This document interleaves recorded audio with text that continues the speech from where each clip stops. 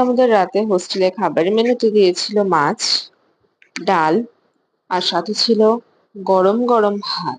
তো ফার্স্টে আমি নিয়ে নিচ্ছি মাছের ঝোল, যেটা সম্ভবত শাটি মাছ দিয়ে রান্না করা হয়েছিল। আর মাছের সাইজটা মোটামুটি ভালোই ছিল। আর এই মাছ খালা ভেজে রান্না করেছিল।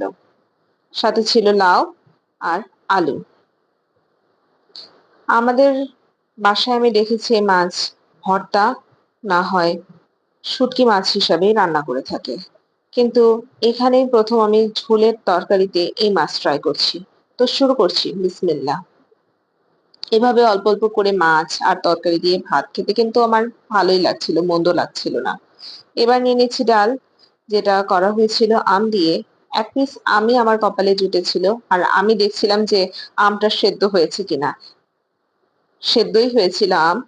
তো আমি ট্রাই করছি। ভালোই লাগছিল খেতে। একটু টকটক স্বাদও পাচ্ছিলাম।